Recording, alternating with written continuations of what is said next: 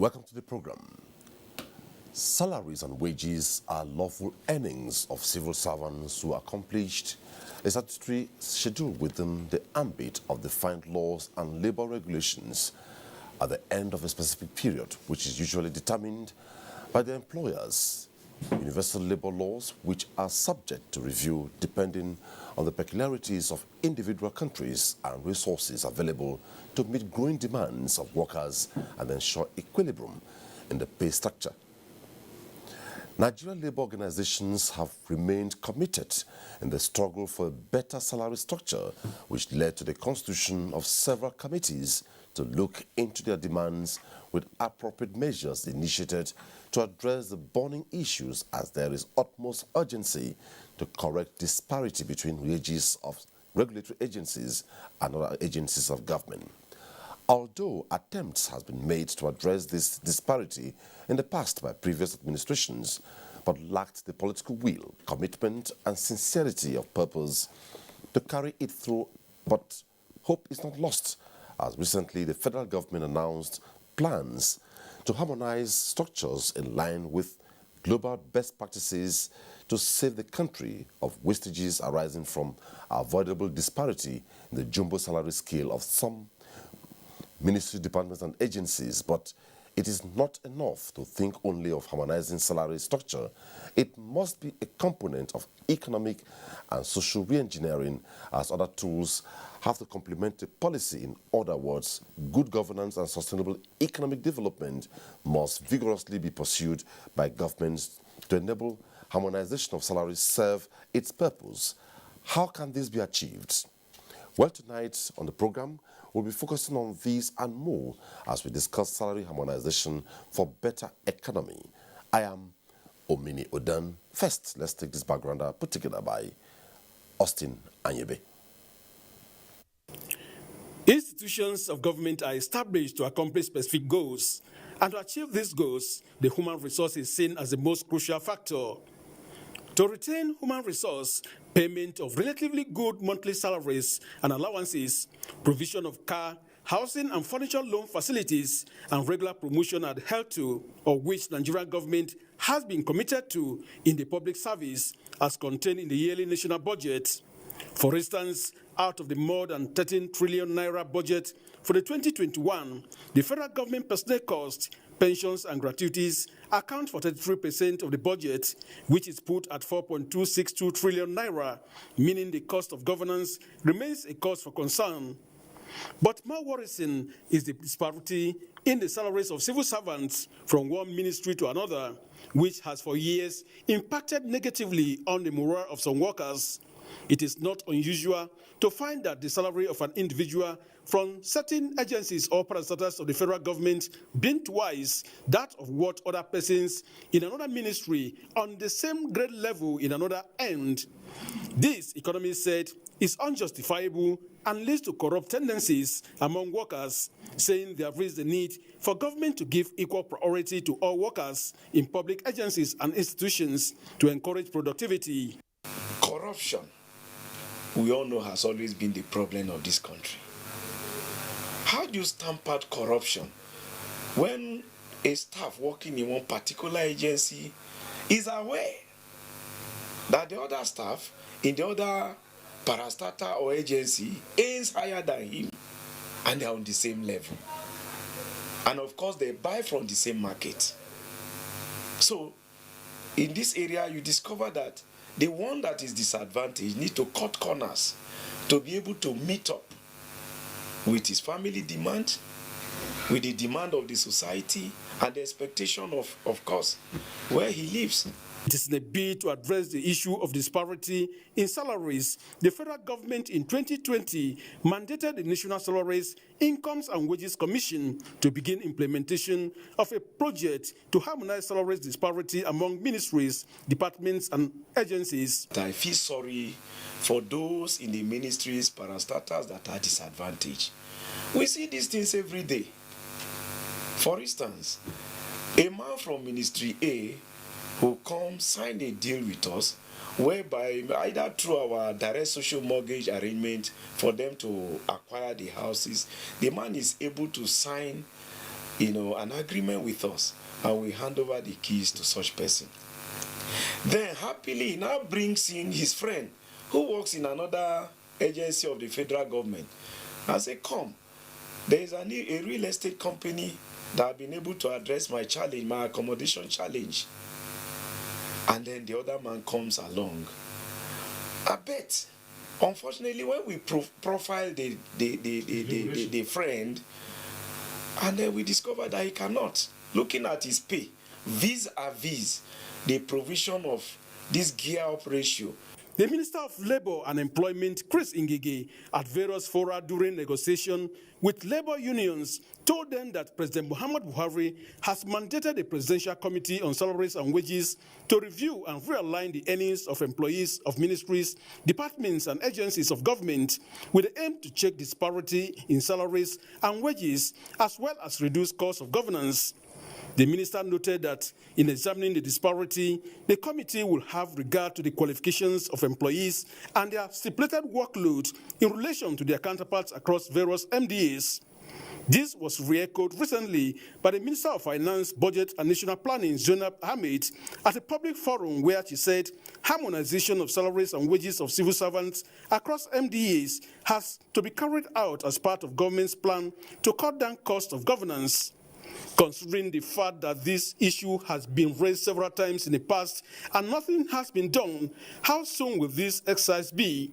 How would the review of the grading system be to achieve an enduring harmonization of workers' salaries and wages across the MDAs? These and more questions will be answered by guests on the program in Abuja. Austin Anyebe, NT News. Austin Anyabe's backgrounder sets the tone for the takeoff of the program tonight, and the focus once again is salary harmonization in Nigeria. It's Tuesday Live, as usual. At some point, our phone lines will be displayed on the screen, and if we're told to you, please, in making your contributions, turn down the volume of your television set to avoid the hallback or echo. Also tonight, you can be part of the conversation through our Twitter handle at Tuesday Live NTA. Also, in sustaining the conversation tonight, we have a couple of reports dotting the landscape of parts of the country, all in keeping faith with issues around salary harmonization in the country, talking about across-board federal, state, and local government councils in the country. Well, I'm being joined in the studio and via Zoom by a couple of guests. We begin tonight by introducing Acting Chairman, Salaries and Wages Commission, Mr. Ekpo Nta. Welcome to the program. Thank you. Ben Akabweze, Director General, Budget Office of the Federation, Federal Ministry of Finance, Budget and National Planning. It's good to have you on the program. My pleasure. Also invited to be on the program tonight is the President, Nigeria Labour Congress, Ayuba Waba. We invited him, but up to now, he's here to show up on the program. We hope, as the program progresses, President of NLC will be on the program, because in all these, they were very, very critical and they were fully involved in the entire process. Joining us via Zoom also is the development economist, Professor Ken Ife. It's a pleasure to have you on the program. Much for inviting me. Okay. We hear also, as the program progresses, we have other guests we introduce as soon as the signals come up tonight. Where we begin? Let me begin with I hear one of the guest signals is up. Director and Head Membership Service, Nigerian Employers Consultative Association, NECA, a journal via Zoom in Lagos, Mr. Adewale Oyirinde. Good to have you on the program tonight. Okay, we'll begin. Let me begin with the Director General Budget Office of the Federation, because somehow you have a link with the Federal Ministry of Finance. And this whole thing, let's do a recap. We're asking the Presidential Committee on Salaries and Wages has the mandate to review and realign earnings of employees of ministries, agencies, and parastatals, also to check disparity in the payment of salaries and wages, as well as prune the running cost of governance. Looks huge. Can you break it down? Well, basically, personnel costs have increasingly become a significant portion. Indeed, personnel costs represents the single highest cost element on the government's budget. Currently, if you look at the 2021 budget, it's about 1/3. But then that's on the in terms of cost. It's worse when you relate it to revenues. So when you have a situation as in last year, when your personnel cost starts running above 70% of your entire revenues, then you need to basically look at it, because that sort of level is not sustainable. Of course, the first thing to do is not to try and cut this or whatever. Ultimately, what you need to do is focus on the revenues, and that's why government's principal focus is on how to grow the revenues. But growing revenues is not, it's not like flicking a light switch. It's hard work, it's tough work, especially at a time when the economy is going through a downturn. And so while focusing on fixing the revenues, you've got to look at your cost elements and see how you can contain them. And it's in that context that there is a focus on personnel costs.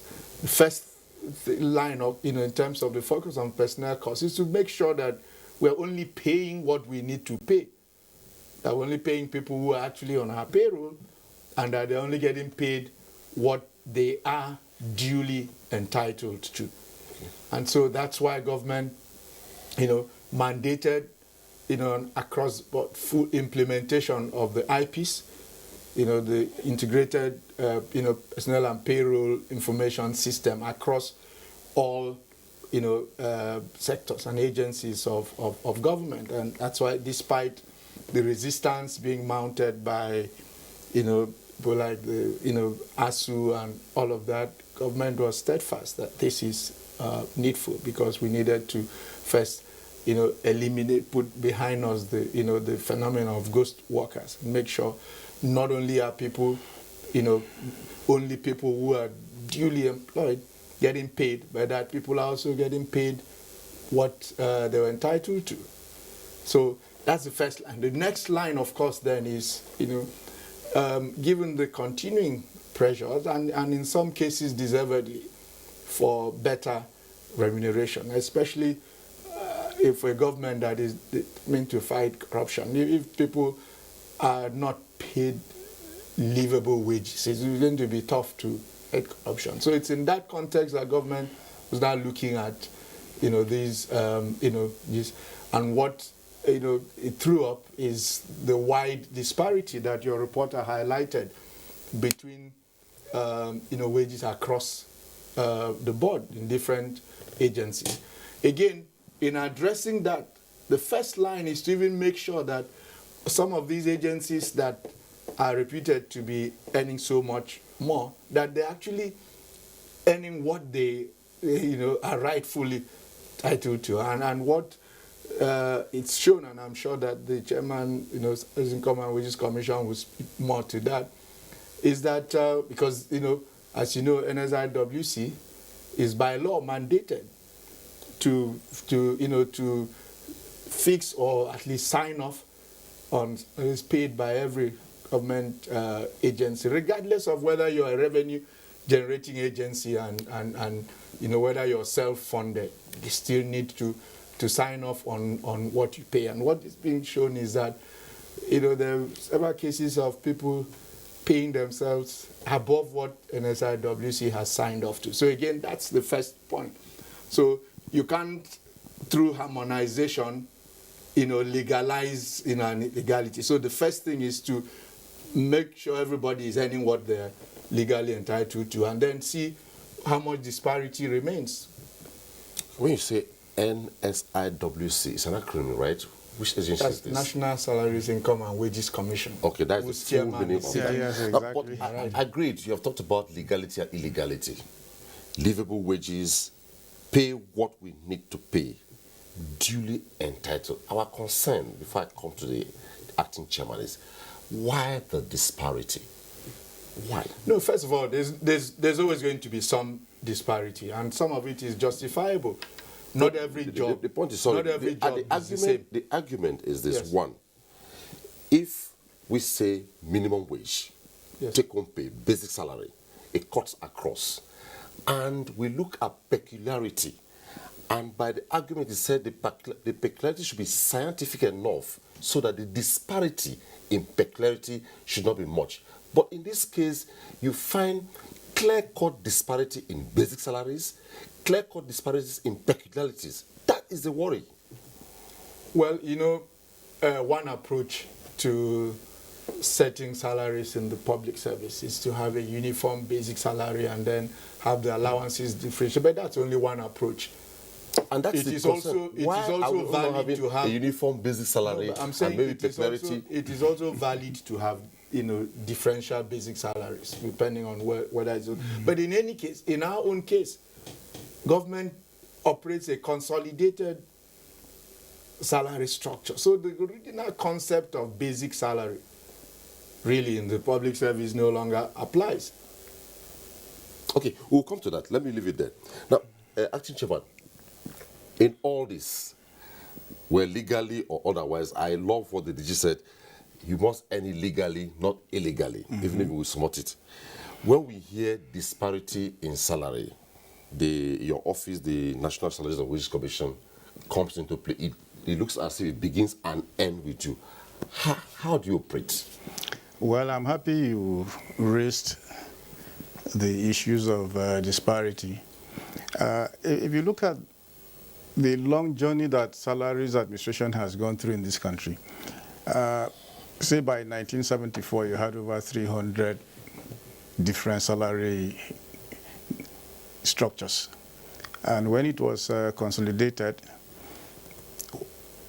to the harmonized salary structure, it was addressing the issues that you have raised. But the first group that threw a stick into the entire mix was the university sector that said, look, we don't have the kind of regular hours that those in the MDAs have, 8 to 5. We have a fluid process. Lecturers are not confined within those processes, so we want to come out of that structure. And government set up committees, and eventually they were taken out of the structure. That was followed immediately by the medical and health sector, and gave reasons. So you started that whole process again to about 35, after streamlining everybody to about 35, and then they started getting out again. And each group gave convincing reasons why they should not be earning the same thing like you. And committees were set up to look at all those processes. Ad hoc committees, so to speak, until we have arrived at what we now know as the consolidated salary structure, which he mentioned. And you have about 13. And these 13 structures are grouped around services and functions and sectors, such that you have those who are regulators, you have those who are, say, in engineering, medical and health, services, and the like. So each of these sectors, you might have an engineer working, for example, in NNPC. You would also have an engineer working in Ministry of Works. So you're looking at relativity. You're also looking at parity.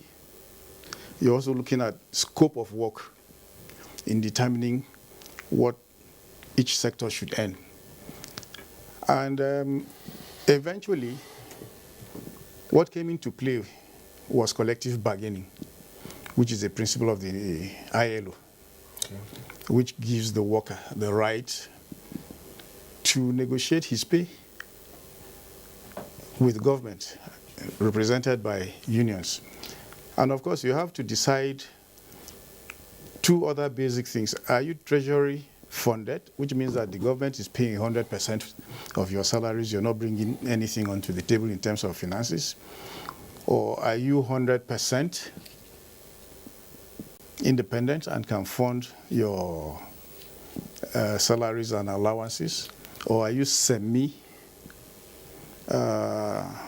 semi-organization that has both elements, treasury funded, and you have IGR to support what you're doing? So it's not something that you sit down and say, okay, look, everybody is going to earn the same basic salaries and take the same peculiar allowances. And when these kind of arguments come up, I tend to look at the private sector. Even within the private sector, all private sector agencies earning the same? They are not. And so when we're talking about harmonization, the first reaction is that if you don't understand what harmonization means in the context of salary administration, it's like, okay, we're going to bring everybody together. But if you look at our act, harmonization is actually looking at public sector, private sector, and trying to create a situation where they're all moving closer to each other. I'll give you a very clear example. Most private sector organizations are earning more than the public sector employees. But if you look at the health sector, it's one sector where I can tell you that the public sector employees are actually better off than the private sector. People don't avert their minds in that direction. You mentioned livable wages. Yes, that's the whole essence of this discussion. And that's how come the national minimum wage is a factor you use, that nobody should live below this level. And it's reviewed when it is appropriate. It's applicable in different countries. Some countries take it on the basis of collection of states. Our own country is that it cuts across states at the federal level too.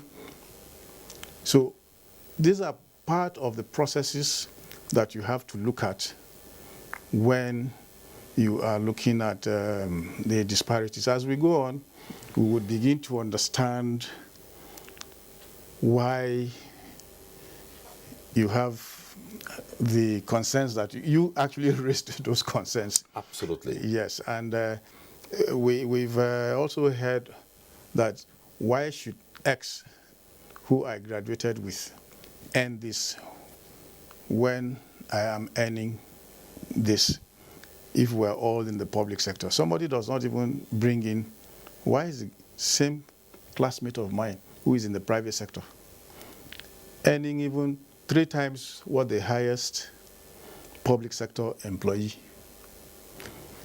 is earning? You all left from the same process. I remember having this discussion with the NUJ chapel in Calabar 2 weeks ago.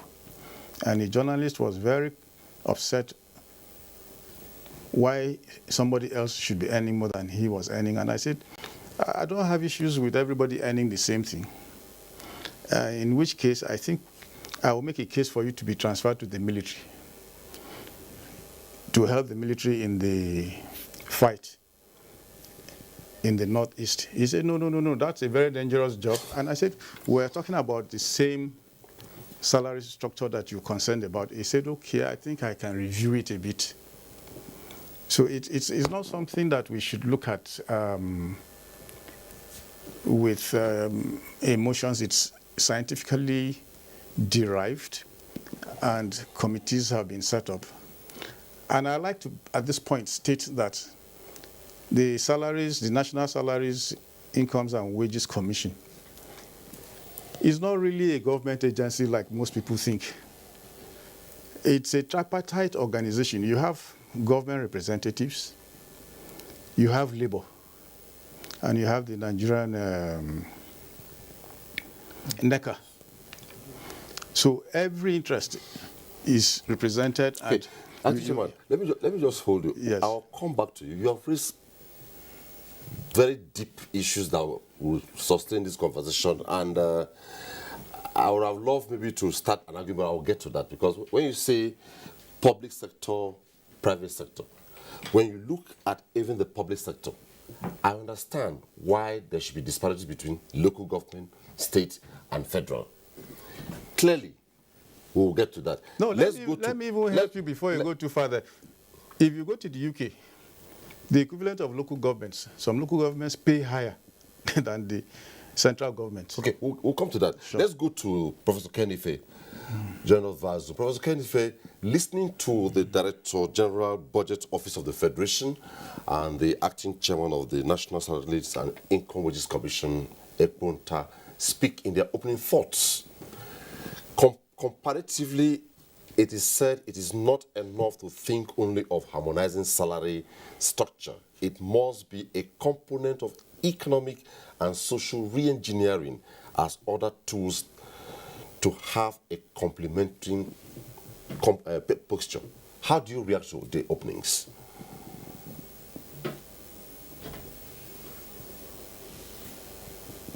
Many factors at play when it comes to harmonizing and aligning. The fact that you want to align or harmonize doesn't mean you want to come out with an equal pay across the board. My colleague was just about to draw to. Within the UK, you would not believe that the head teacher in a primary school 10 years ago was any more salary, much higher salary than the vice chancellor of the university. I'm telling you, it just tells you how difficult it is to recruit a British government granted, what do you call it, this visa, work permit. You know, they are very generous on work permit if we are going to teach at the primary level. Although in US, it's a more different, it's a bit more about health. The discrepancy is inevitable when you look at all factors surrounding what's the definition of wage? Wage is a price that you pay for services that are rendered. And so it's a much fluid and relative concept. The grace there is that labor union have the grace to use collective bargaining to sort their ways out in any particular context. But there are common denominators such as the cost of living. So that's common. The cost of living and what inflation could mean to the salary that you are earning. The government legislation provides a bottom line. It provides minimum wage to say, look, this is a starting point. It also legislation talks about equal pay for equal work. Once you get that in, it begins to close the gap, because we are now saying, look, if you have equal pay, you have to be for equal work. So you begin to find some way in which you can be, and then may even say where the gap really widens very significantly. Even if you try to bring the base together, they will mean different things. If you look at FIRS gets a different proportion of the revenue they collect to customs. And also you have the supply and demand issue when they play out in this area. How much labor? You see, incidentally, you cannot do the supply demand curve for each job. It's difficult. If you employ 1,000, the demand curve in the labor market and the supply curve to determine the equilibrium where you can say, okay, that is the appropriate salary for this particular staff.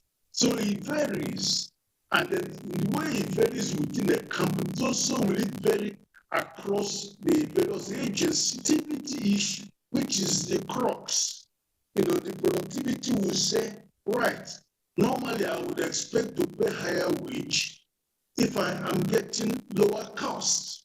So people will say, okay, well, if you can drive down the cost by because I'm likely to get more surplus. So that again it enters into that equation. And there are many other factors. You look at the qualification, the workers' experience, relative experience, because the experience varies, going rate in the market. You lose the labor to other competitors.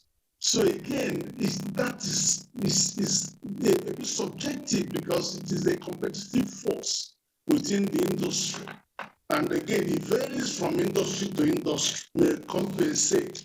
If you look at NTA that we are talking to now, and then how do you compare the long hours that the staff of NTA do, 12 hours instead of 8 hours, the health risk, the exposure to radiations, is when they retire, what's the health and longevity issues, they have the late nights. Some of them, you finish this your program by 12:30 midnight.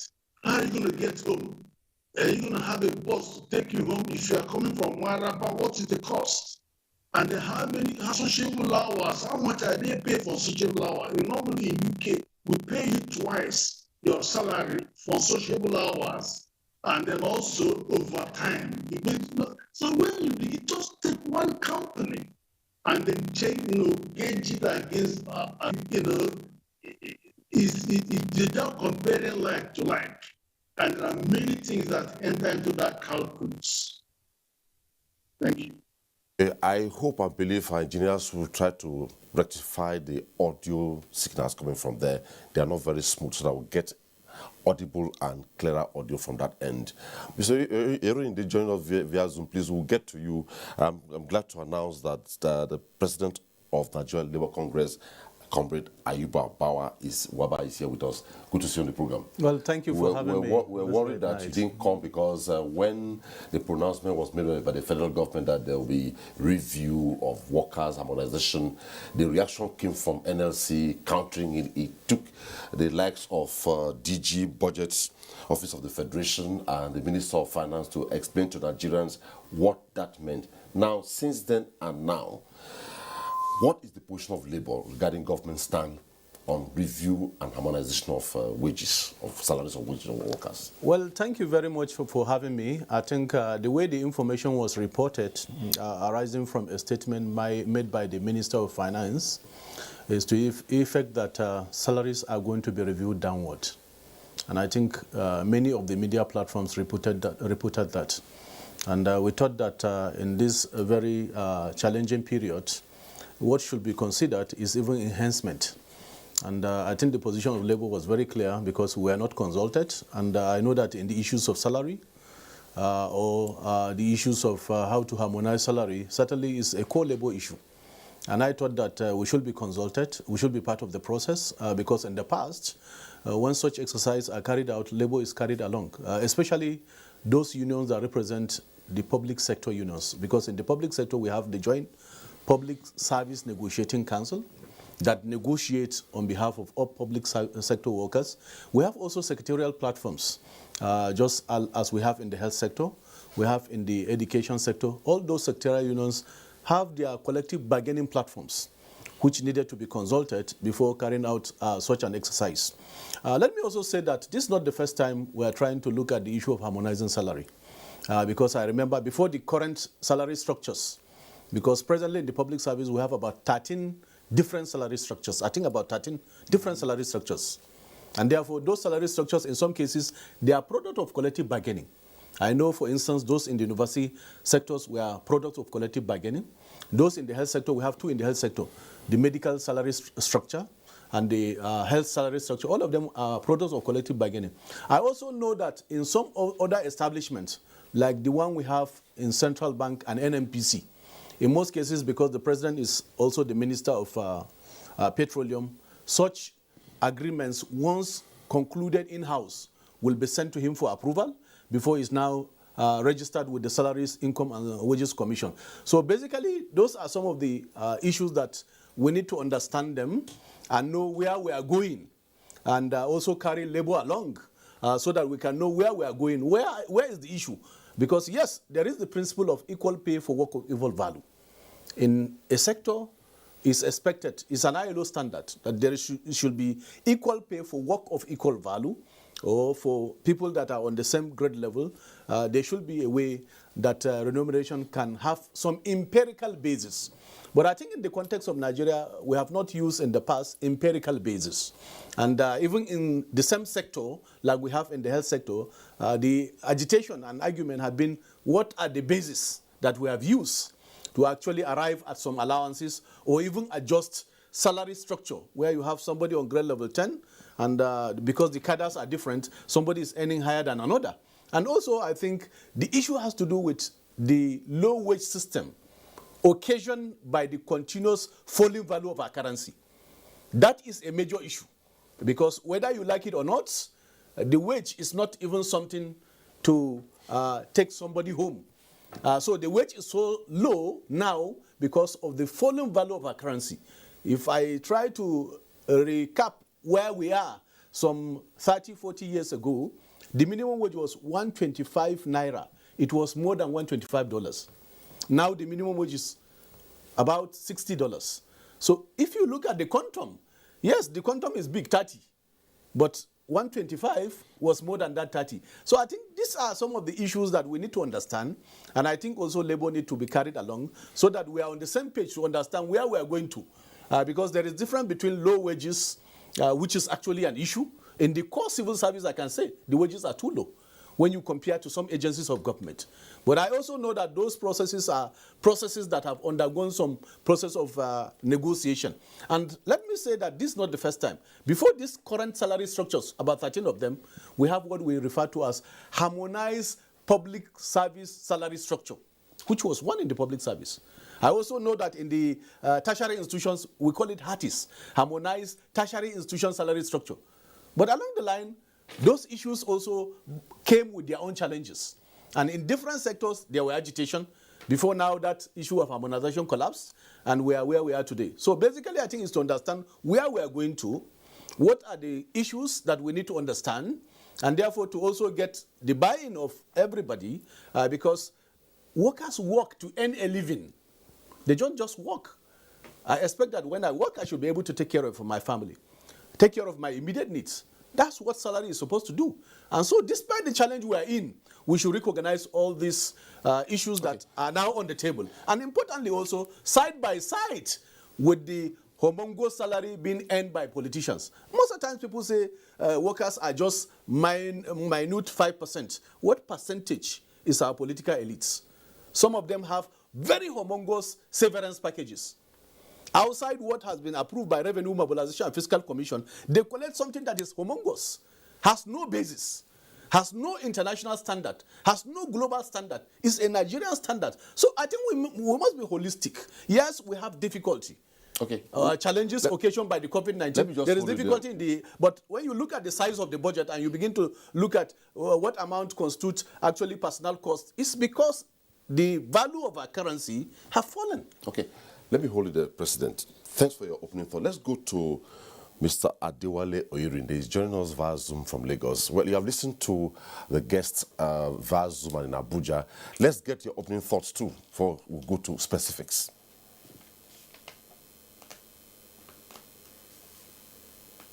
Oh, I hear it's not available. Now, let's continue. Acting Chairman, I'm happy you raised a fundamental issue and others have sustained. DG Budget Office, Treasury funded, IGR backed. I understand that when you talk about harmonization, issues of wages, you need to really calm down and do a lot of explanations, because really the man on the stool don't understand why, like the acting chairman, Wages and Salaries Commission is talking about, somebody working, an engineer working in the core ministry, or an engineer working in NTA, or an engineer working in NNPC, why in the public service at the federal level, why his basic salary, for instance, should be higher than the engineer or journalist working here? What is the basis of that? If you say treasury funded, IGR backed, for instance, NTA is treasury funded, IGR backed. NNPC, is it treasury funded or IGI backed? And what really is the basis for this disparity? That's what we want to understand. Well, thank you. First, I think I need to clarify the president of NLC, my fellow comrade, he doesn't agree,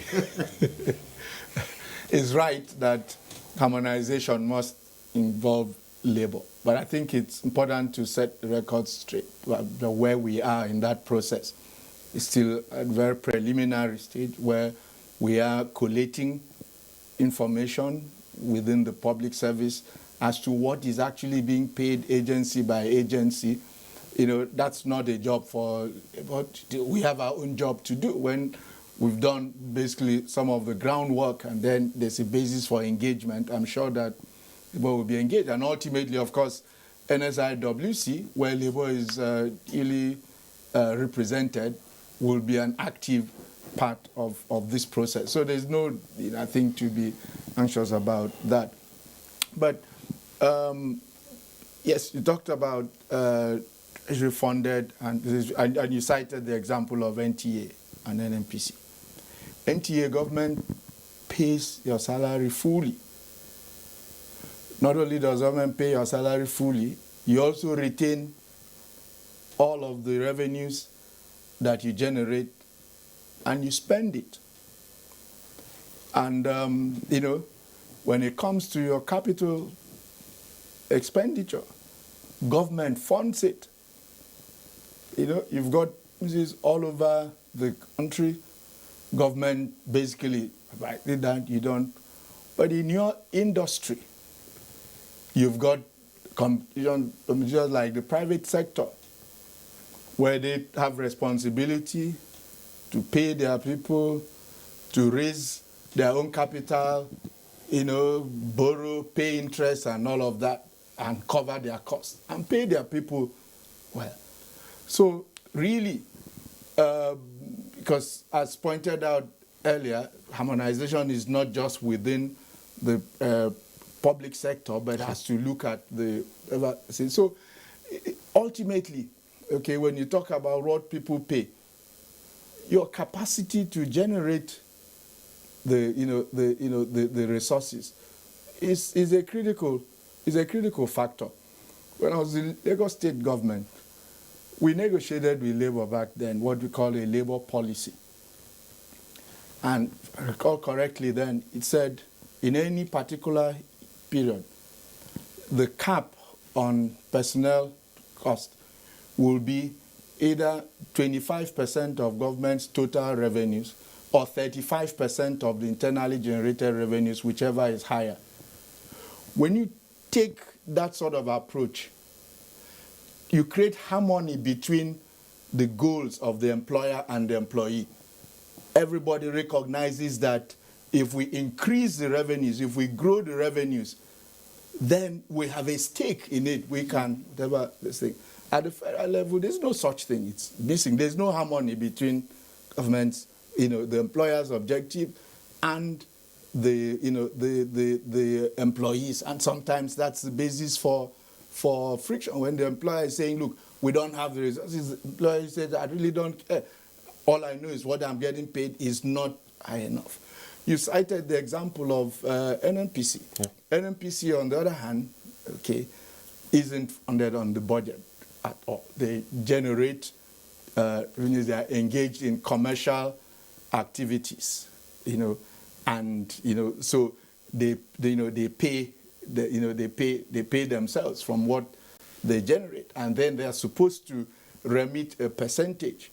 The Fiscal Responsibility Act is they are supposed to remit 80% of their operating surplus to the Consolidated Revenue Fund, which goes towards the pool of funds from which some other agencies, some of which are not by their nature, that not in the business of generating revenues. They provide services, but you can put even a commercial value on the services that they provide, whether it be the people in education or the health sector, and even yourselves. There's some level of social service that you provide that is like not not billable. Like what we are doing right now. No, but I mean, what you're doing, even the private, TV stations also have public affairs programs like this, and they don't charge, so all of these are the same. But ultimately, as I said earlier, disparity is inevitable. It's just that the disparity must be equitable, must be justifiable. Skill, what are you paying for? You're paying for skill. And as Professor Kenife said earlier on, you can't run away from the laws of supply and demand. A skill that is in short supply necessarily will attract a higher. I recall again, just drawing from my example, the Lagos government. At a point, we found, look, Lagos State had the largest Oracle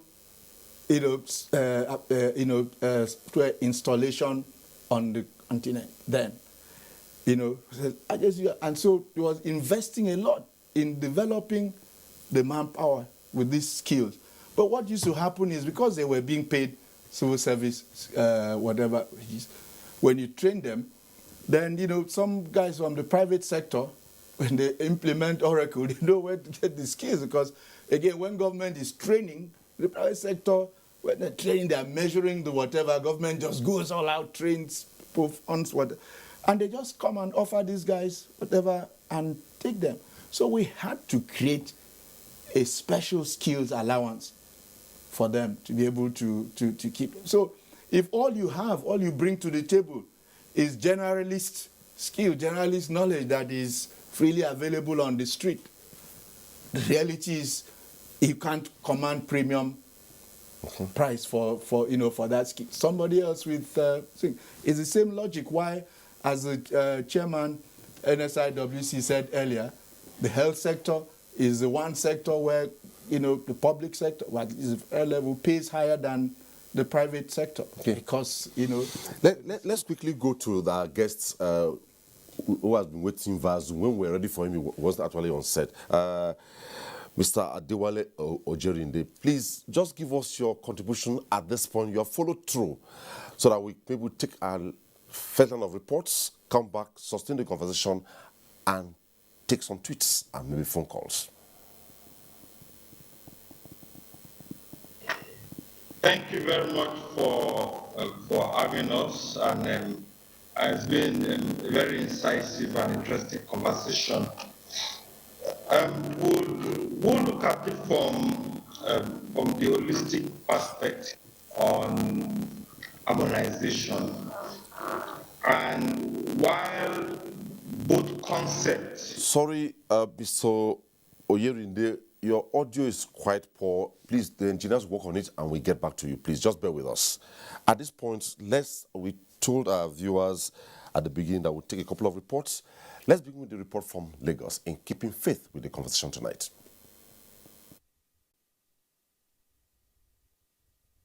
Among several objectives of establishing a company or a business venture is profit maximization.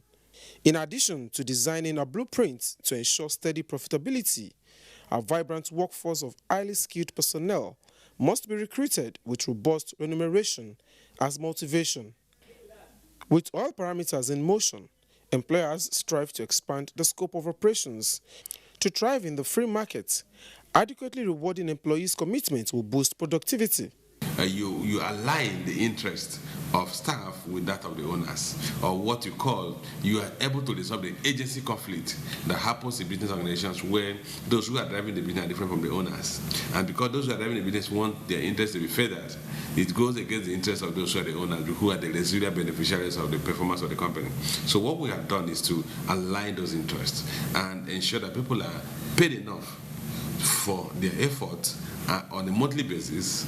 People are promoted as at when due, exceptional performances are exceptionally rewarded, and then further cash reward in terms of bonus or share of profit is given to those who did very well based on their performance. A scenario where there is disparity in income and mode of payment, Professor Ajibola submits that, given the scope of work handled by staff of the various ministries and agencies of government, salaries ought to reflect the current realities. Where you have a common mandate that goes with key performance indicators, job security can also be threatened.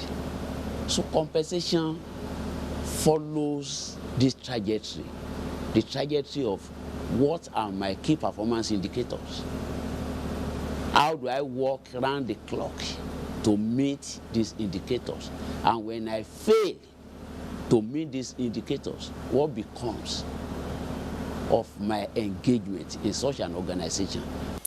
To sustain business operations and commitment of employees in both the public and private sectors, stakeholders agreed that proper remuneration stimulates better performance and service delivery. The report from Lagos, and the next report coming from Port Harcourt says, besides the fact that the River State economy thrives around the petroleum and gas industry, it is also looking at how the measures put in place by the federal government will address the disparity in salaries of public servants and uplift the standard of living of the people and the economy. The report. Rivers State is an oil-producing state, and most of the salary earners in the state receive their income based on the salary structure of these oil and gas companies. This has, to a large extent, affected the economic power of most of the residents, as goods and services are sold based on the purchasing power of these oil and gas company workers.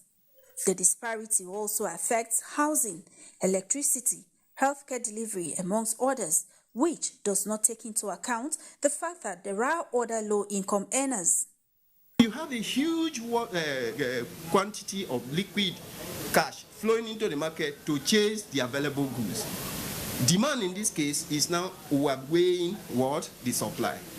The question now is, those who are living on a fixed salary income, who are the civil service, what happens to them in this case? They are living on fixed income, but the prices of goods are increasing. Going to the purchase market to get items, it becomes so difficult for some of us to meet up. And the prices are the same. Things to get are the same, but the salary, the income are not the same. And it's now become so difficult for some persons to meet up. And that's why you see some persons working with the government, they have to do the shortcuts. The reforms introduced by the federal government include trader money, farmer money, COVID-19 support grant, SME stimulus package, Empower, social investment program, and others. The measures put in place by the federal government to inject reforms that will address disparity will no doubt uplift the standard of living of the low-income earners as well as improve the economy. Each participant to the economy that brings anything out, the share that goes to them is what we mean by distribution of income. And I'm saying that this distribution of income is just theory, because the neck of our problem is corruption. Economic experts are, however, advocating income subsidy to effect even distribution of income. Our next leg is a report from Enugu.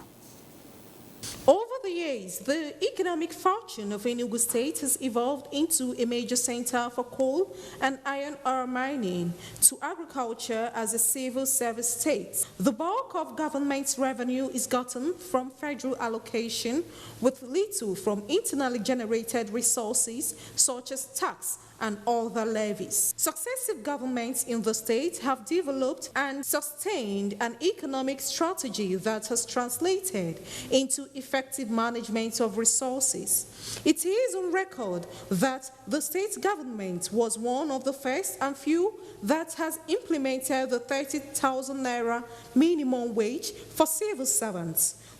The rate of productivity is usually dependent on demand, while demand growth varies with spending power which mostly lies in the hands of civil servants in the state. Public servants' wages is usually a major boost in various businesses in the state, as it affects sales and profit, as well as prices of goods and services. The governor of this state says this repeatedly, that why he cannot afford to owe any worker is that the economy of this state is being piloted by the salaries of workers.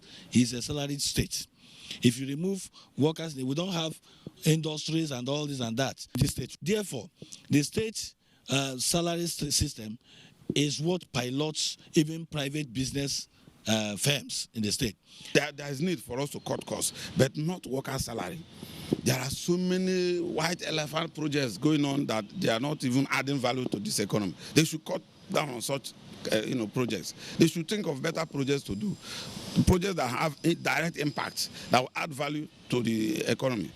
You will receive the same salary package at the end of the day with your counterparts in other agencies and departments or ministries. It will boost your morale.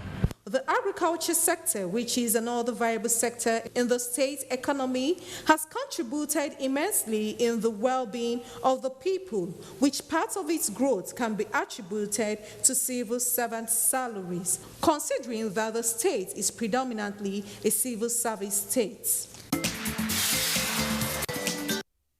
The reports there from Lagos, Port Harcourt and Enugu keeps us sustained in the conversation. Before we took the reports, let me quickly apologize to Professor Kenife and Oyerinde. These audio signals from your end are being worked on. As soon as that is done, we'll come back to the Zoom signals with you, please. Now, Chairman, before I took off and went to Professor Kenife, you tried to explain how the National Salaries Income and Wages Commission operates in determining or trying to harmonize. You say it's not all about maybe your board. You have a representation across board. NSC chairman, president tried to touch on that too. Can you expatiate for that before we go to other areas? Well, what I said there was that the commission is a tripartite body. You have government interest on one part. You have labor fully represented. In fact, the current board member representing labor is Comrade Issa Aremu, who is very well known. And he will not sit on a board where activities would not take into consideration the issues of equity to all parties. And then you have the organized employers, NECA, one of them is who was speaking here. So our board meetings are always very, very robust. And before we take decisions, we carry out surveys in order to enrich whatever we intend to present. I'll give you a clear example of one we had completed last year. We decided to do a remuneration survey of the health sector with special emphasis on private health facilities.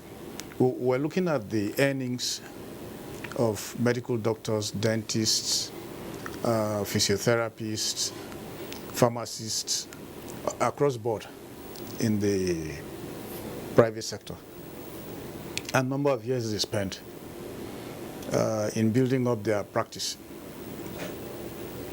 And we sent out our reports, the outcome of the survey, to stakeholders to make comments on. It was very instructive because the private sector itself was learning. We looked at the average lifespan of a medical doctor who sets up his private medical facility. Most people don't take time to look at those processes because by the time you spend all your initial takeoff process to build and put infrastructure in place, you already almost gotten out because you're taking loans from banks. And we looked at the cost of servicing those loans. And then we looked at the scarce skills involved. Almost all private health facilities that have to carry out operations don't have the capacity to pay full-time anesthesiologists in their employ. So they tend to go to the public hospitals to take these specialists to come and work for them. And then those ones go back. And part of our recommendation there was that, look, instead of running solo clinics and hospitals, why don't you run joint companies? But you see, we also found out that quite a number of these hospitals are actually owned by public sector health and medical personnel. So what are the consequences? And we build this into our processes when we're making negotiations. As I speak to you for this year, we're doing a remuneration survey of the tertiary education sector, and we're concentrating on the private education sector. What is the private university paying its lecturer? So that we can use that to look at what the person in the public sector is earning. What are the services being provided in the private sector? What is the discipline involved? If you don't go for lectures, what are the consequences? Do you have the same consequences in the public sector? A whole lot of processes are involved. We just don't sit down to make recommendations in the air. No, we don't. We also, I think in 2018, took out a survey on remuneration of the informal sector and looked at the different skills and professions in that sector. And what are the problems that you listed? Quite a number of interventions by government, money, trader money and all that. And we're waiting to see the impact because we're going to do a study of that again. Look at those processes. We also rely a lot on NBS, what comes out of their survey. Okay. If you don't do these things, because that's part of what we are required to do in order to be able to advise government. So when we're in negotiation meetings, that's why I'm very happy for those who have actually met labor when we're having these negotiations. This is not the labor of the past, where sentiments held sway. The labor in this country, in terms of education, in terms of the exposure, all the meetings of ILO, they are there. They are very, very skilled. And so if government is not going to match that skill, you begin to have those disparities you're talking about. That's why they were able to come out very fast to say, are you intending to reduce salaries? That's not our understanding of friendship. Okay. But when they also had the correct process, like he rightly said, harmonization is not a new thing. It's always been there and will continue to be there. It's something that goes on even in private sector, even in your home. You sent your children to foreign universities. When the dollar exchange rate started having some issues, you moved them from Europe to Dubai. Finally, they have moved back. Those who went to Ghana, because Ghana is charging foreign currency. And for those who have been studying the educational sector, that's why you now have an upsurge of private universities providing quality services that you feel happy to allow your wards and children. It's demand and supply and expertise. And I think, like the DG mentioned, when I talked about treasury-funded organizations, it wasn't meant to show that they were not performing or their value system is not as high as what, like he also rightly stated, if you put a cost on that, it should make whoever is working in any sector feel happy that is giving value for what he's doing, if he is giving value. Okay. But that's the key. Okay. And so we have decided to move ahead in the commission to look at productivity improvement schemes. Okay. Not you asking all the time, I want more money, I want more salaries, I want more allowances. I gave you an increase in 2012, and you want an increase in 2016. I want to be able to see and measure what value you have put that has improved the system, even if it is not bringing money. I should be able to reward you, to give you more incentive. Okay, let me just hold you this up. I hear hearing these signals are up now. I was to take a question to the NLC president. Let's go to him. Sorry, it's beyond us here. Listening through, let's get your inputs now. Am I clear? You're clear. Go ahead, please. All right. Thank you very much. I think the conversation has been quite interesting and quite incisive. I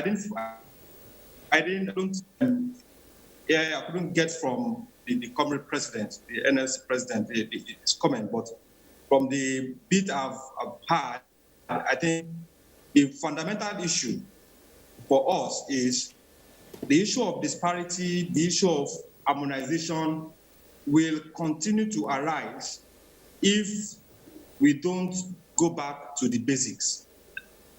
And the basics is this. As is done in the private sector, most private sectors, look, what is the value of the job?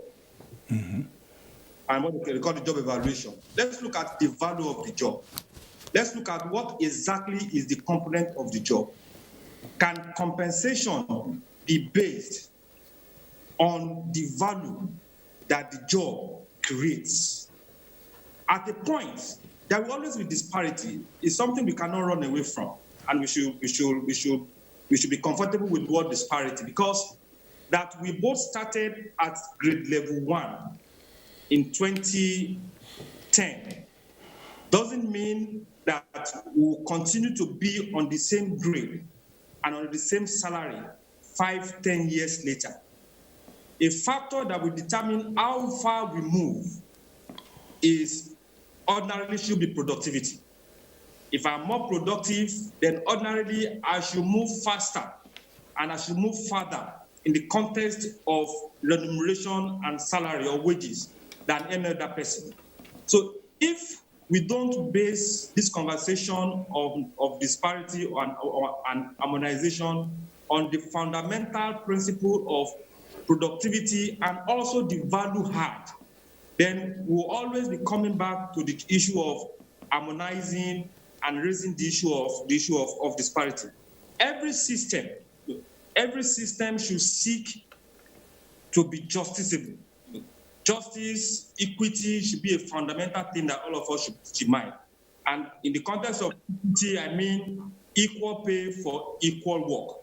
So what is happening, or what from the conversation we've had, and what is happening in the public sector, where there are wide disparity from payment of salaries in agencies and different ministries, we only create one thing. It creates discontent.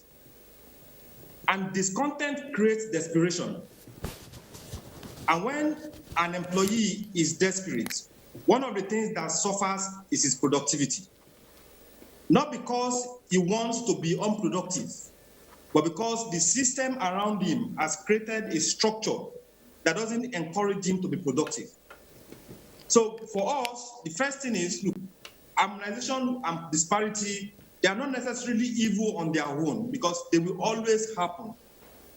But the fundamental principle of equity, equal for equal work, we must enshrine that. And also we must go back to the issue of defining the work. As I've mentioned, the issue of salary surveys and the rest. And one fundamental issue we should also notice this.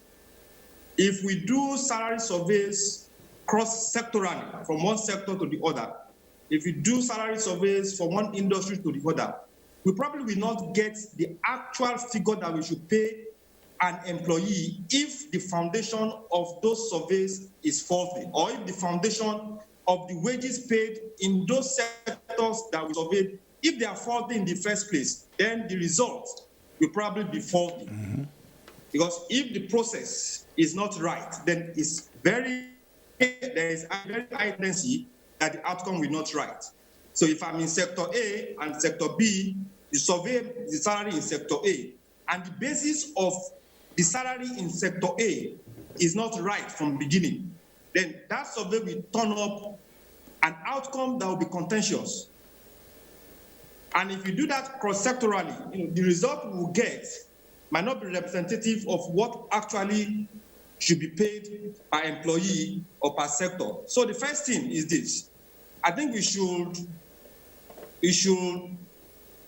no matter how hard it takes, we should try and do the right thing. The first is, let's reevaluate the jobs. We've mentioned the issue of the risk involved, the qualification, the time spent in training. Those are beautiful factors.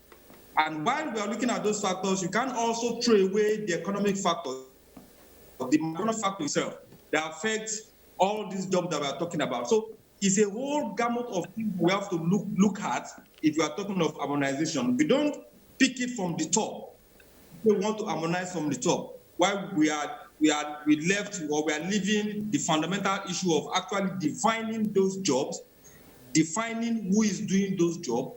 If we don't do that, 5 years down the line, we'll still come back to the issue of disparity and also the issue of harmonization. In the private sector, as a round-off, what determines to a large extent is productivity. If you are productive, if you are adding value, then your chances of moving up the scale is very high. And we believe strongly that the salary scale, the grading scale in the service, is probably meant to address all this issue of disparity and the rest. What happened at the point we cannot say, but it's very important that all stakeholders should go back. Let's reevaluate the jobs, even in the civil service, even in the private sector. Let's reevaluate those jobs. Let's get appropriate value for those jobs.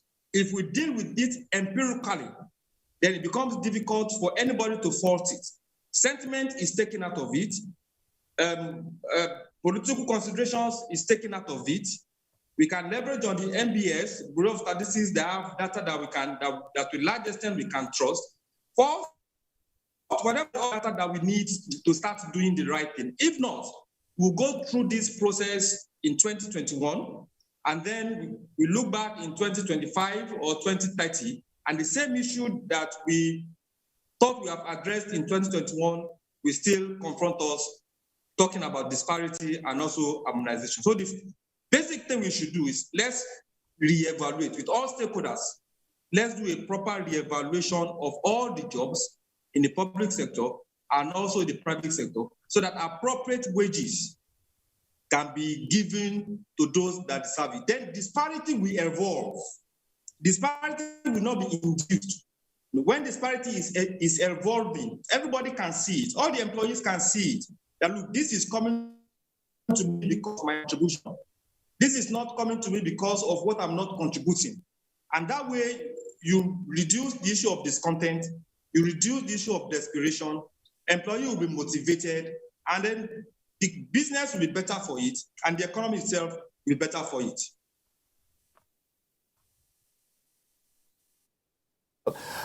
Besides just trying to look at the issue of disparity, we are also looking at one of the mandates the committee has is to also check the costs, personnel costs on the budget. We'll come to that with the NLC president when we return from the break. Stay with us.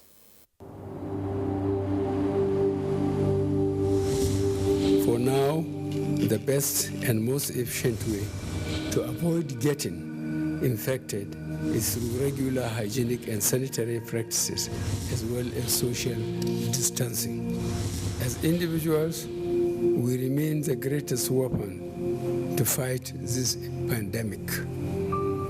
By washing our hands regularly with clean water and soap, disinfecting frequently used surfaces and areas, coughing into a tissue or elbow, and strictly adhering to infection prevention control measures in health facilities, we can contain this virus.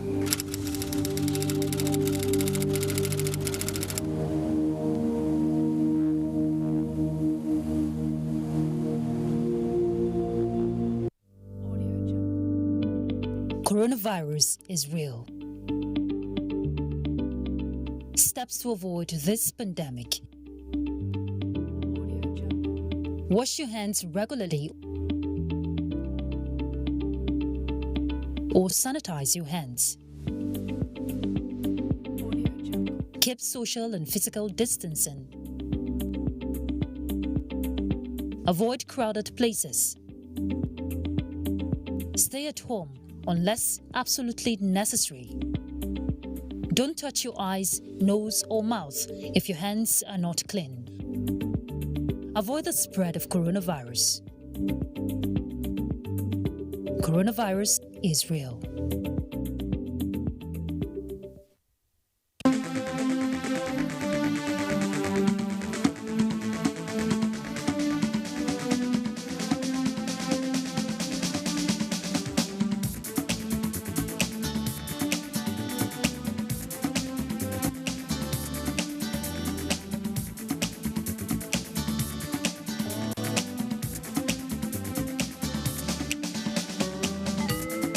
NTA Tuesday Live, a network issue-oriented innovation talk show. Thanks for staying tuned, and it is salary harmonization in Nigeria. Before we went on break, I were to look also still a bit, besides looking at the disparity, we are also looking at the costs to the economy. And by the breakdown I have here, President NLC, 70% annual budget on recurrent and 30% on capital is largely due to the lopsidedness in salary structure, as 10% of federal government workers consume more than 70% of the wage bill. Well, thank you very much. I think it's also very critical we understand the structure of the public service. We have those that are essentially security, as the armed forces, the police. You have the health sector. You have the education sector. You have also the service sector, just as you have the NTA and other service utility sector. This is the structure of the public service. And therefore, as we speak, we are even saying that the number of our police and military personnel are not enough. Because looking at the population of 200 million, there is a ratio that can also provide adequate security for the population. So basically, I think what is lacking is how we can generate revenue that can be able to address these fundamental issues. That's actually what is the problem. And I can say clearly that that is where we have not gotten it right. So instead of just blaming the victim, who is the worker, who is doing his best, I think we should be able to look at fundamental issues that we need to do to address this challenge. So basically, I think it's the issue of revenue, which I think there are a lot of loopholes in our revenue system. You have heard of many news. People come and take our oil. It's not even accounted for. And you only see them on the books of those companies outside the country, but on our books, they will say there is vandalization and therefore oil have not been sold. So a lot of these challenges and leakages, which I think is the issue we need to address. But if we are looking at just the quantum of how much is being consumed with our population, I can tell you that workers are underpaid when you compare with other climes. And I must tell you the fact that there are things that we must also do. We must retain our best hands. Nigerians are so entrepreneurial. Nigerians all over the world are making waves. But we are training them and losing them. Take, for instance, the health sector. Before the lockdown, I was in Petersburg. I visited a private hospital. Could you believe that in that same week, 4 Nigerian nurses were employed in that hospital? As they were arriving, they have cars, they have houses. In fact, I visited the house of one. And in their own case, people are paid on the basis of the fact that they are expertise. There is this issue of demand and supply, which I agree with. But in our case, we don't have basis. In that hospital, nurse can even collect higher than a doctor. Because if you're a surgeon, and in a month you do not perform five surgery, there is the basis that you'll be paid. But other added specialist allowances that you need to earn, you will not earn it. And they were even telling me that when they have their off duties, because they want to earn more, they go to the hospital to work. And therefore they are earning more. So these are some of the bases that we don't have. And therefore we are just blaming the victim. Workers are the victim in this particular case. There are many things we can do to fix the challenge that we have now. And basically it's about how we fix our revenue and get people to be paid well. It's not also going to add up if people are working and they cannot be able to take care of their families. And we now say, oh, they are consuming more. They are consuming more. I made the analysis. If you put together this earnings of our political elites, from councillor to the highest office in the land, if you put it together, I'm sure it will also consume humongous amount of, so I think it's also good to look at this amount so that we can be able to, because those very key services, some of them don't generate revenue. But even for the economy to do well, because the primary purpose of governance is about the security of the people. And therefore, this particular segment that I'm talking about will have to provide security for all of us. Whatever they consume, you cannot say it's a waste. Or you are looking at our teachers in the in the education sector. In the best economies around the world, those that are rating very high in education, they have 4 teachers per classroom of not more than 40 or 30 students. Finland, if you look at the current indices, global indices, Finland is leading. So they have 4 teachers in one classroom. Okay. Whereas in our universities, you have 1 lecturer to about 1,000 students. Okay, let's take our first caller tonight before we come back to other issues, because the DG Budget Office is also waiting to react to it. Hello, Ibrahim is calling from Ilorin, our first caller tonight. Hello, Ibrahim. Ibrahim, please, could you turn down the volume of the television set, please?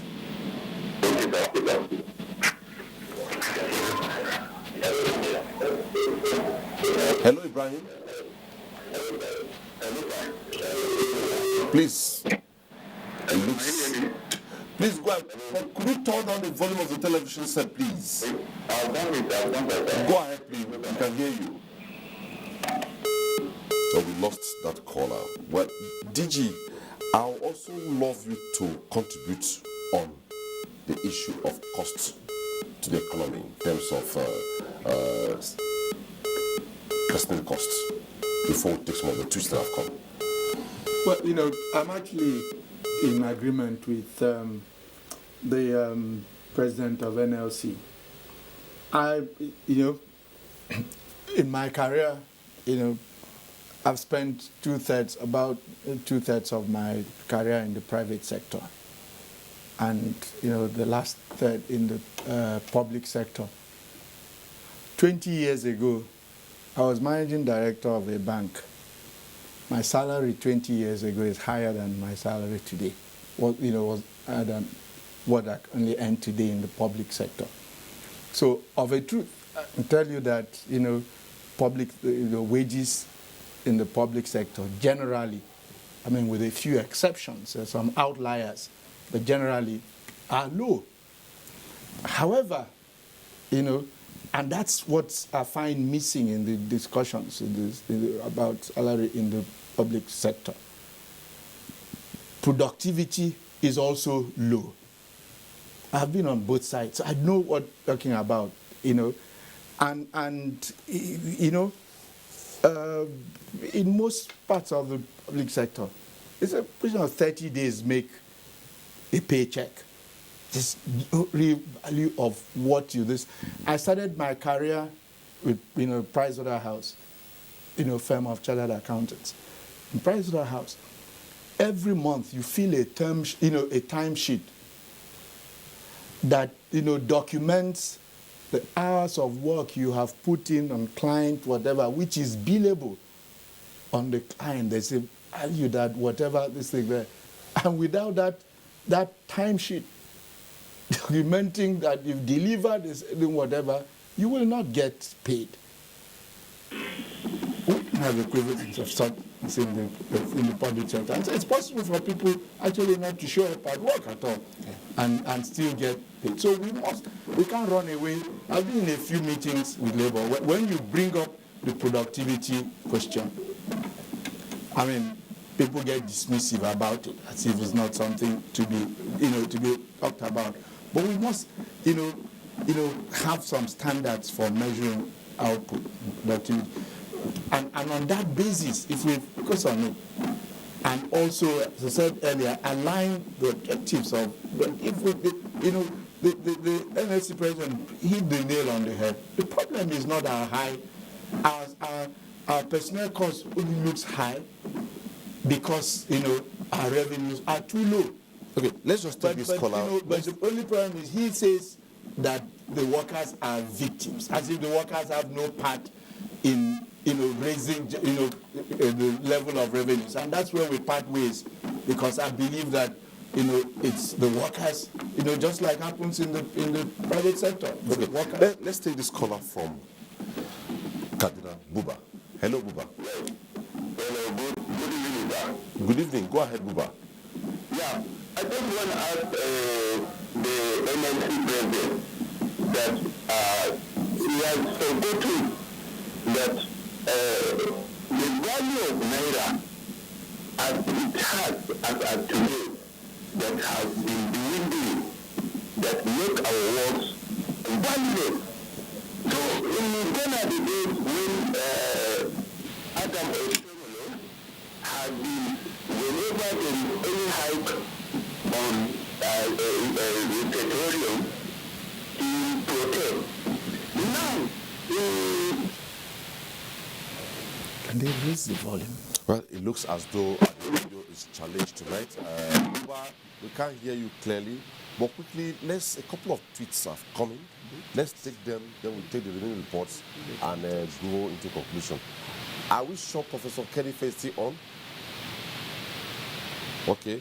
Quickly, beginning with the first tweets coming from at Mostly. Maybe we'll take this into it. Improving the quality of lives of public servants will not necessarily disrupt government expenditure profile. If well articulated, will improve revenue generation and qualitative spending. Maybe allow you to react to that. I agree. That's essentially the point that both the NLC president and myself have made. But we have to then agree to that, and we have to then, basically,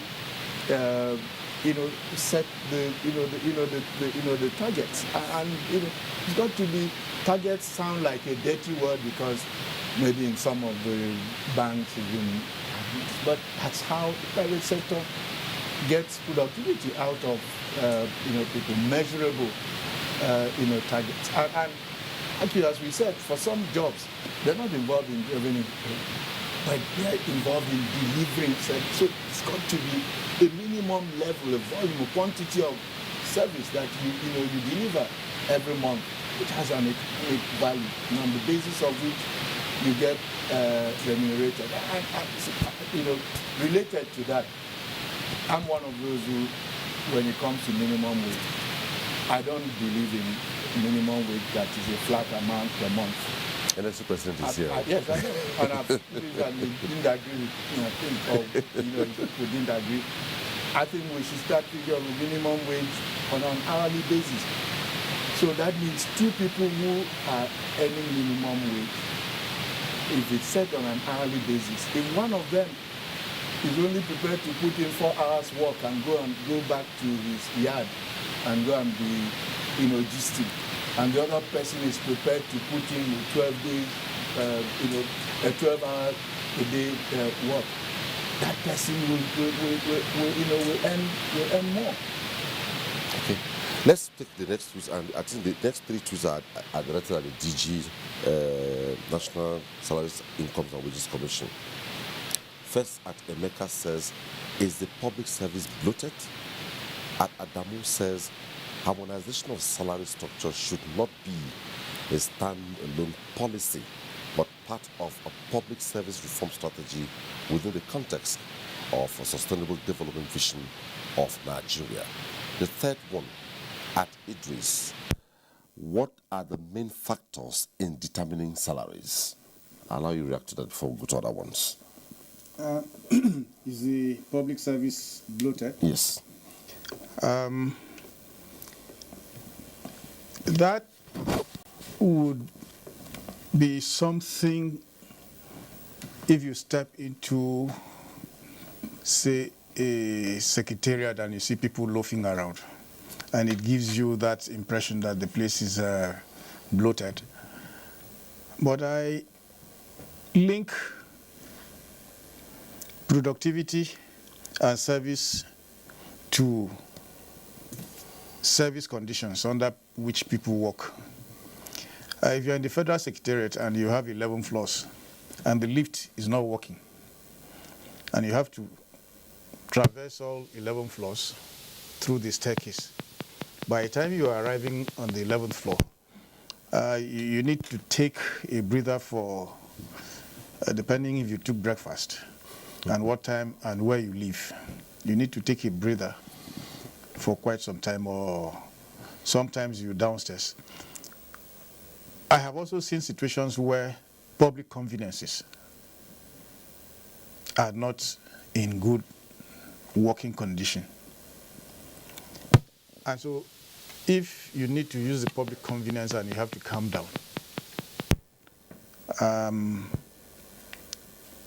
that would also give you the impression. But it's not the worker I'm holding responsible. It's the person who has kept that condition in a situation where a willing worker is ready to work, but is not given the tools and the right environment to carry out the proper processes. And the gentleman from NECA raised an issue which ties into this particular issue you have highlighted. Yes. You must have a comprehensive job evaluation before you even talk about harmonization. If you don't have a job description for every worker, then the impression that will be created would be that the service is bloated. At the local government levels, maybe because employment in some of the local governments, when I had to do investigations, have to do with, let me just give these people a job and take them off the streets without creating what they're coming to do. So for there is no private sector where a worker is not tied to a specific job description. So as you're going to work, you know exactly what you're going to do. And what we have missed out in this discussion so far is performance measurement. Private sector, he mentioned part of that. But in the public sector, what we've been running for decades is the annual performance evaluation report. And you know how it's felt. You feel it at the end of the year. How many times have you come to work? What did you do and all that? I'm beginning to see a reversal because in an organization where I worked, every fortnight, you have to write and state exactly what you've done, which would be the basis of your promotion, would be the basis of rewarding you. And in that organization, if you are not given a job by your supervisor, you go to him and say, look, what am I going to write next week if you don't give me work? He's the one who is coming to you that I've not been given assignments to do. So if you reverse that, which I think the head of service of the Federation is, civil service of the Federation is trying to implement now, you see a marked change where the onus is on you to prove what you have done. I don't really think the service is bloated. What I think is that people are not adequately assigned to duties and clear-cut functions given to people. Okay. Can you touch on the issue of what are the main factors in determining salaries, in brief? In brief, it's the demand and supply issue that everybody has talked about. Scarce skills will attract more. Your qualification, years of service in a particular environment, the sector you belong to, and what value you're bringing into the system. Are you not worried that with the current federal government directives that people on grade level 12 and below should stay at home? Are we studying the effect on, is it going to improve the economy? If this situation is going to continue, shouldn't we be thinking of how to engage these persons who are at home? What new skills, what new training we should be giving to them so that they continue to perform their functions online with the job. I mean, it's no magic. Most of the outsourced services in public relations in the US is being performed in India. They don't live in the US. So I'm worried that if we allow this very vibrant sector of the civil service to just stay and we don't begin to train them on online deliveries, the revenue we're trying to show up might have some issues. Because in my own organization, I've designed processes where they're being trained to take on their jobs at home. We're trying to get them equipment that will assist in that direction. And then the last question was? The last one was harmonization of salary structure should not be a standalone policy, but part of public service reform. It is not. It's not a standalone process. You must put it on comprehensive job evaluations. Okay. President NLC, there are about 3 or 4 here for you. Maybe just react to them quickly so that we take on other ones. Joyce says, since wages affect employees' productivity, why can't the government improve workers' welfare? At Charity, under which conditions does skill-based pay system work well? At ND, is not harmonizing salary discriminatory and unhealthy in the labor sector? And the last one says, at Chooks, improvement of workers is not based on salaries and wages. Government should look into cheap transportation, housing, and health of workers. Well, thank you very much. They're all related. Yes, they are related. Yes, for a worker to be productive, certainly there are some basic needs and requirements that need to be in place. For instance, a teacher cannot be productive if he has not paid his rent. And all along he's thinking about how to get money to pay his rent. So all of this work together, and we must understand that those issues are symbiotic. If all things being equal, it is expected that a worker that is employed has a schedule. You cannot be employed without a schedule. And therefore that schedule is what will be used to assess your productivity. And I think Labour have actually been supportive of the fact that every worker should be productive. That's a minimum requirement. But that worker also, his needs must be taken care of. And basically, I think we must understand which one comes first. Is it to take care of the needy first and ask him to be productive, or where his needs have not been met and you want him to be productive? It's like a horse. You drive a hungry horse, you know that he will throw you somewhere because he's hungry and therefore he cannot carry the weight that is on him. So I think we must put the two side by side. And we must also look at the best global practice. I think one other issue which I need to reflect, which the chair of Salaries and Wages Commission, there is a standard about how to look at remuneration. And this standard is set by ILO in Convention 26. One is the cost of living, because I said clearly that worker is not a slave. He works to earn a living. And where a worker works and he's not earning a living from it, he can't be productive. So part of the requirement to look at the salary of a worker, including review, is the cost of living index, the purchasing power parity, inflation rates. In some countries, workers don't negotiate. They look at the inflation rate in that country and adjust the wages. In Britain, that's what they do. Yes. And therefore, this is the basis to look at a worker's wage. Okay. And therefore, we must situate all of this in the argument we're making. And I think the last person that tried to raise an issue is about the falling value of our currency. I agree with him. The wage in 1981, which was 125 naira, and the wage now, certainly they are miles apart because of the falling value of our currency. And therefore, I agree with him. And that's why each time Labour try to canvass for a review of wages, people will begin to wonder, why are they So it's just to maintain the value so that a worker can also have a dignified life.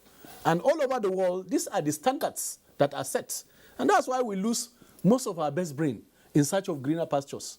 Most people that leave the shores of this country, they go because they want to get something. And once they get there, you know that the remittance, which DG can tell us, how much is the remittance from Nigerians that are living abroad? The remittance is so high. Okay, it's because they earn high, they take care of their family there, and they'll be able to send something back home. But who is suffering is our economy that is actually suffering. And they pay higher taxes. They work harder in those environments than what they want to do here.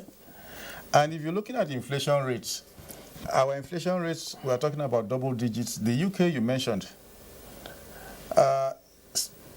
single. We were talking about reviewing, somebody raised the issue of reviewing ESTA code in Nigeria, and then the duty toll allowances. 2008 was when we did the DTA in this country, and so we could review it upwards times 3, times 4. Then they came back and said, look, what about the ESTA code? I say ESTA code is applied when you travel out of this country. And if you go to a hotel in Germany or the UK, it's most likely that the rates that you would pay is what they have been maintaining for the last 10 years. Okay, let's Cost move of to the, living let's take the next allowance. tweet, so I won't lose the track of this. There are 2 tweets here I'll take to the acting chairman, then the last one to the DG budget office. It's coming from AM Tanimo. There is a need for yours truly, Mr. Minudan, to take the acting chairman, acting DG Revenue Mobilization and Fiscal Allocation, and the deputy director of budget. It's even a director at you, sir. Okay. Director of budget. I think he's referring to you. Maybe he used the wrong nomenclature here.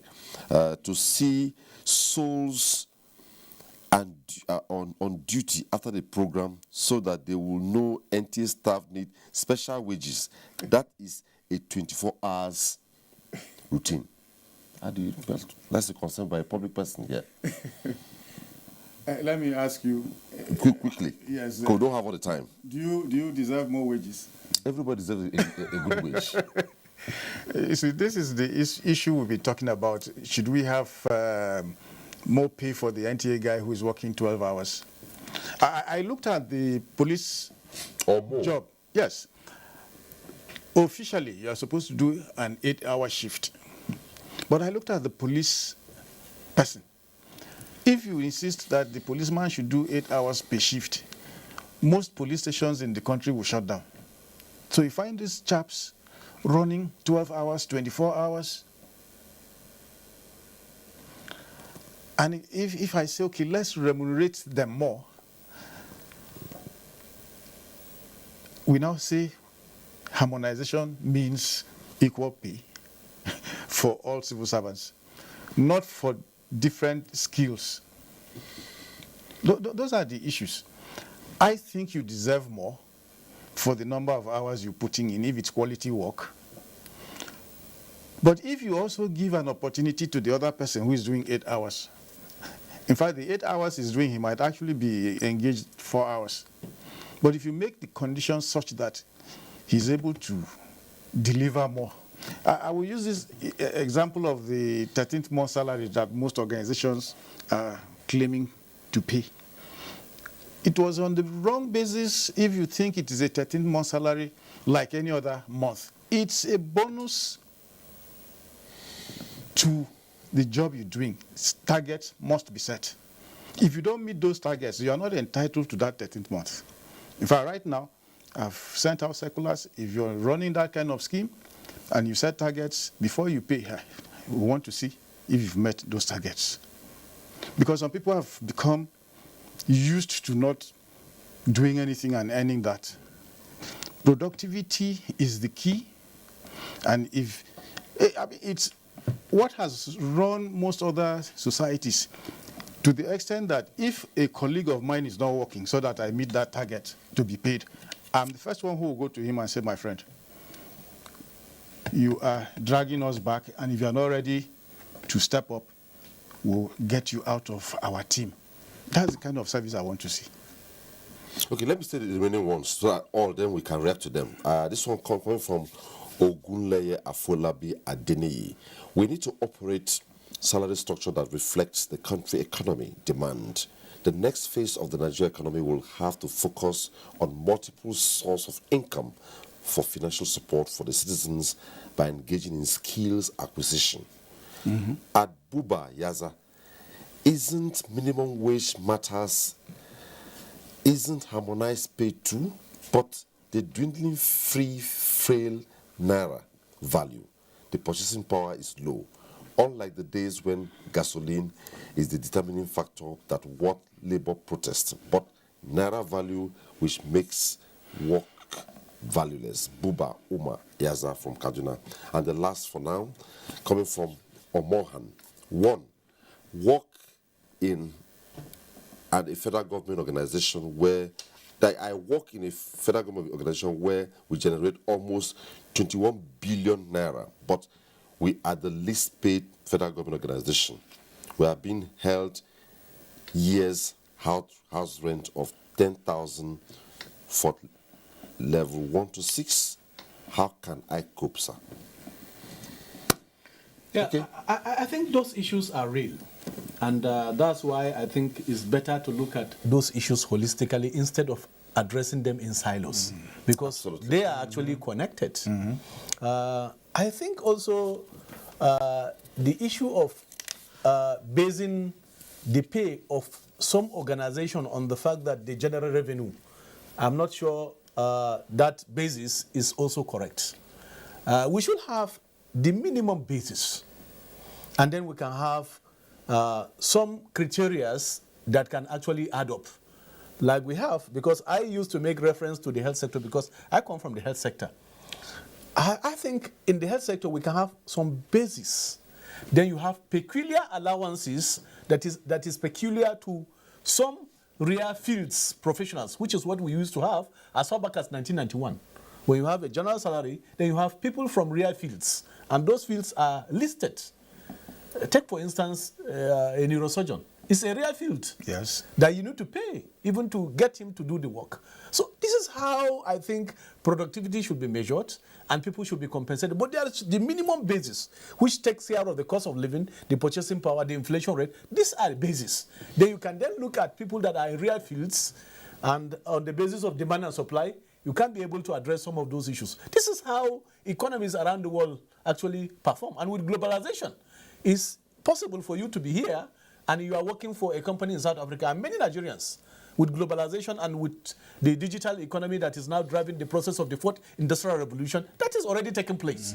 So how do we fit into these changes that are happening in the world of work and also return our best and be a leading economy in the world and also competing? You must have a public service that is effective. Okay. That is also working effectively. But before you speak, I was surprised for you to say that, for instance, the NTA does not generate revenue. NTA generates revenue. I didn't say so. I said you generate revenues and you're allowed to retain and spend all of the revenues you generate. That's what I said. Okay. Okay. But you see, you keep bringing this and I can say about NTA. But you talked about NTA. Yeah, their service structure is very low actually. It's too low. Whatever. It's too low. And I have no doubt that compared, your salaries compared to that which some of your competitors, the private TV stations pay, that you're probably paid much lower. But you know what? Check your payroll, your nominal role vis-a-vis those people. And especially in NTA, staff who are not, this is a news organization. The staff not just broadcast organizations. The broadcast organization. Check your non-core people who are involved in your non-core activity. You probably have multiples of what those people, and ultimately there's a finite amount that is available. That's how this thing happens. If you carry more people than you actually need to do the work, you can't pay as well as you should. So that's a real issue. I know that because I've looked at it. And then, someone talked about revenue generating. He or she didn't say which agency it is. Yes. But I think that this term, revenue generating agencies, is one that we need to interrogate. There are a number of agencies of government, where all that happens is by some legislation. The legislation mandates that a certain percentage of certain flows should go to them, be credited to them. And they sit down and they call themselves revenue generating agencies. Nobody lifts a finger for that revenue to come. It's credited to their whatever. And you have people who hit the street and they have to work to earn, and there's some correlation between the effort they put and those revenues. We need to make those kinds of distinctions when we talk about who is a revenue generating agency. There's a question you ask: is the Nigerian public service bloated, and especially the public, the federal government? My answer is no, and it's on an empirical basis. Okay, if you take our population, you take the total number of the workers as a percentage of the population, and compare to some of those countries that we consider this thing, our percentage is lower. The problem with our own case is that we have too many people. We have too many people in the wrong jobs, and not enough people in the right jobs. As the president of the LLC said, we probably need double the number of policemen that we have currently. But there are many people doing non-value adding admin jobs. That but look, Ethiopia, less than half of our population, less than half of our arable land. As of 5 years ago, they had 45,000 extension service workers in their agri sector. That's why the agri sector is so productive, a key factor. Today in Nigeria, I don't think we have more than 10,000, despite our whatever. And yet, if you go to the ministry, the place will be full of people. A lot of those guys should be out in the field as extension workers. That's how they will generate the productivity that enables us to pay better. There's also the persistent correlation of our pay to the dollar equivalent. But it's not that straightforward. There's something we call purchasing power parity, and the president, when else he knows all about it because he cited it. Yeah. On a purchasing power parity basis. So, for instance, you can say our minimum wage, 30,000 naira is $60. The truth of the matter is what 30,000 naira can fetch you, can buy you here, $60 cannot buy that for you in those economies. So you've got to reduce this to a purchasing parity basis before you compare wages across countries like that. The other point I wanted to make is I believe that as a general rule, we need, if we're going to address corruption, we need to pay our public service workers. And perhaps we should start looking at the Singaporean model.